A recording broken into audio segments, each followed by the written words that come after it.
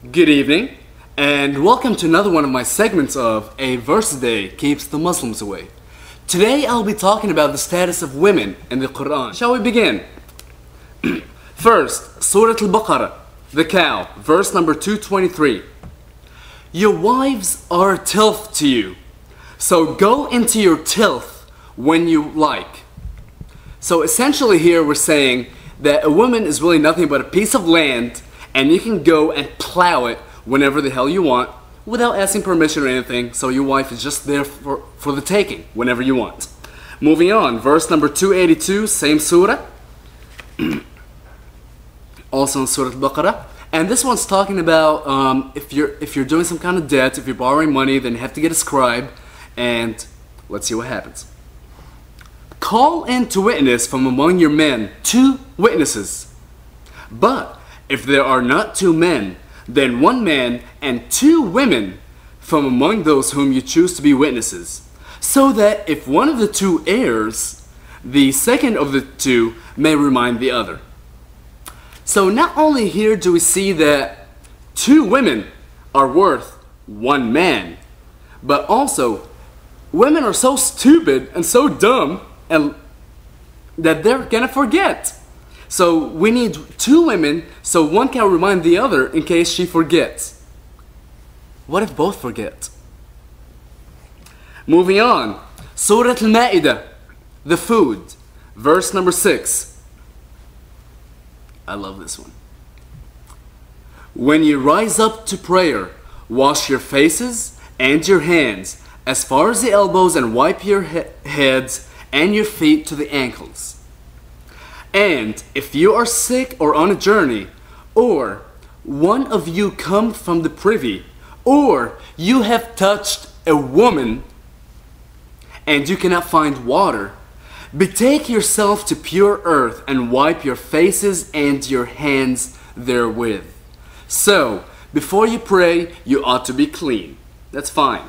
However, if you've touched a woman and there's no way for you to clean yourself from the unholiness of the woman, go find some dirt and rub it all over yourself, because dirt is cleaner than a woman. Moving on, Surah An-Nur, the light, verse number 31. This is referring to the hijab.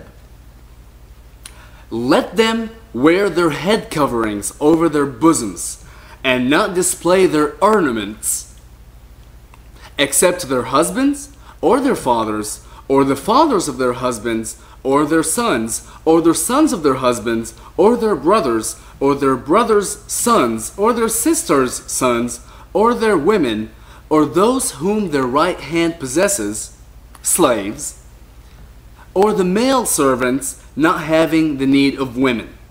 I'm not sure if those are castrated slaves or gay slaves. It doesn't really say. Just male servants not having a need of women.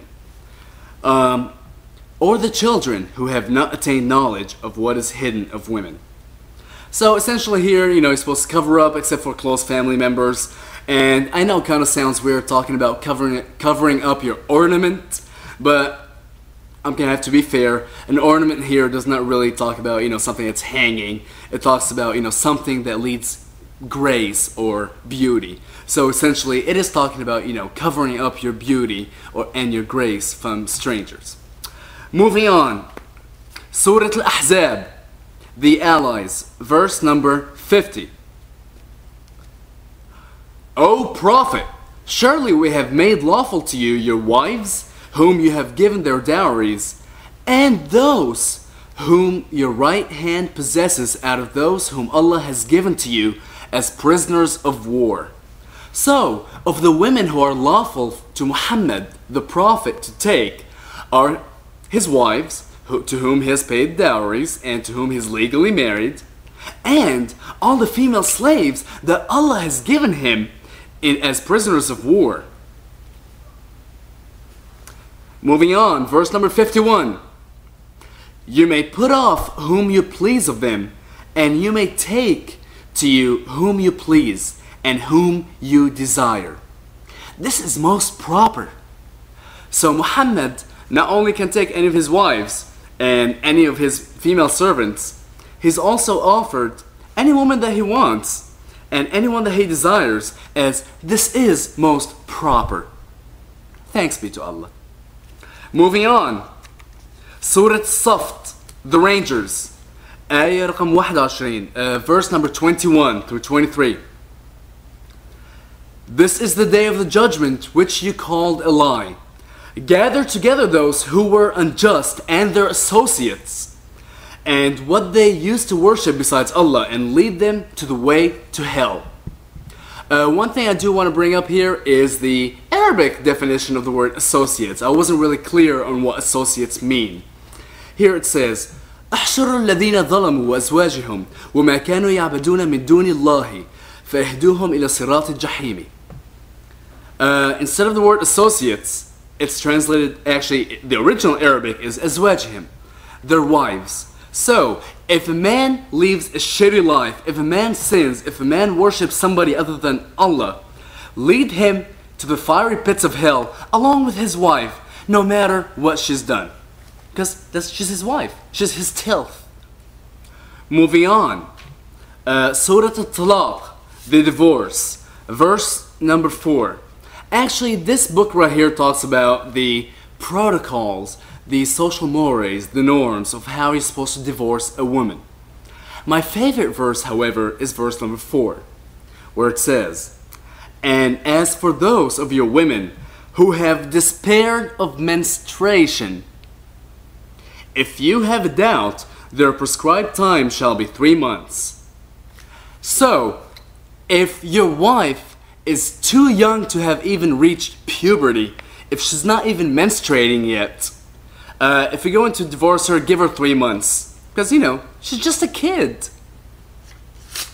And the very last one I want to go to is Surah At-Tahrim, the prohibition. Verse number 5. This is talking about the Prophet Muhammad. Maybe his Lord, if he divorce you, he will give him in your place wives better than you, submissive, faithful, obedient, penitent, adorers, fasters, widows, and virgins. So, when Muhammad divorces his wife, God will actually give him a better wife who's more submissive and obedient, and a widow and a virgin. One thing I do want to go back again to the Arabic section is the word submissive. And surprisingly, it was translated properly. In Arabic, the word submissive is muslimat. Muslimat is the plural form of muslima. Muslima is the feminine form of Muslim. Muslim is a Muslim. So Muslim is a male Muslim. Muslima is a female Muslim, and Muslimat are female Muslims. So Muslimat is submissive women, just as a Muslim is submissive, to Allah. Don't confuse the word Islam with the word Salam. They have completely different roots. Actually, they probably come from the same trilateral root, Sin, Lam, Mim, Salama. However, one means peace, one means to submit. This Islam is a religion of submission. Now, to those of you that say, oh, I can find worse verses in the Bible, in the Torah, in the Talmud, in the Old Testament, in whatever. I don't care. I don't care. I chose to find the verses in the Qur'an. If you can find worse verses in any of the other books I've mentioned, good for you. I actually don't give a fuck. I chose to show the religion of peace, the religion of equality, and how it portrays women within it. Thank you very much for joining, and you have a wonderful evening, and see you soon.